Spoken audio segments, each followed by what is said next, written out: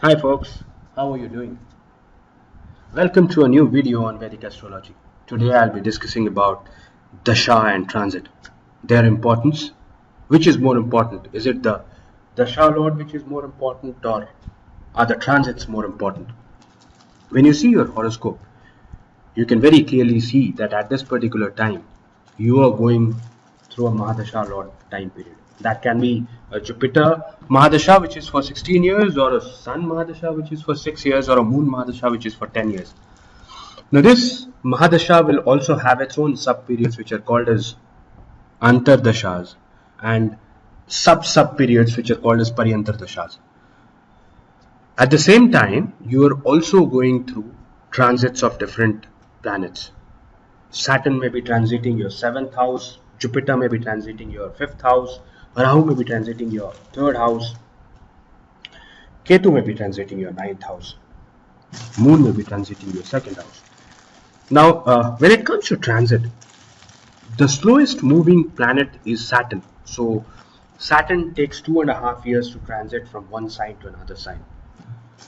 Jupiter takes around 1 year time to transit from one sign to another sign, or from one house to another house. Rahu and Ketu, they take 1.5 years to transit from one sign or one house to another sign or another house. And all other planets, Venus, Sun, Mercury, Moon, Mars, these are very fast moving planets. Moon takes maximum a day to travel from one house, to transit from one house to another house. The Mars take 2 months time to transit from one house to another house. So these are very fast moving planets. So when it comes to transit, usually we consider a Saturn transit, a Jupiter transit, and Rahu and Ketu transit. Not because these are more important, just because they take more time to transit from one house to another house.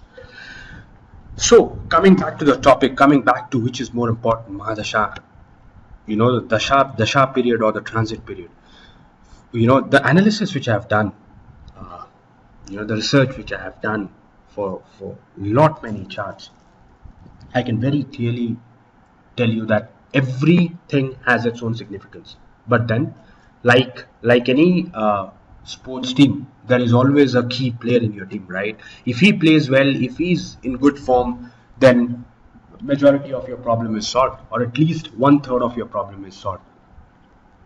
Similarly, if your Mahadasha Lord is strong, if your Mahadasha Lord is ruling good houses, is comfortably placed, then at least 35 to 40% of your problem is solved.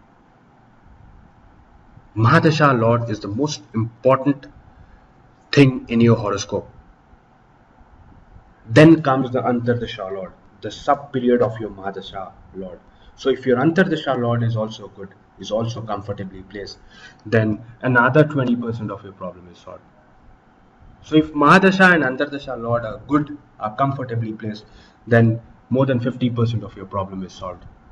Even if the transit are okay to bad, you still have a decent run.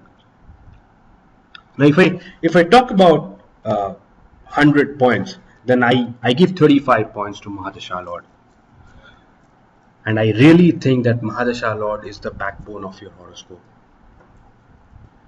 Then comes the Antardasha Lord. Paryantardasha Lord is not very important, because again Paryantardasha is for a very short period of time, and if your Mahadasha and Antardasha Lord are great, then Paryantardasha really can't have a very, very bad effect, even if it's bad.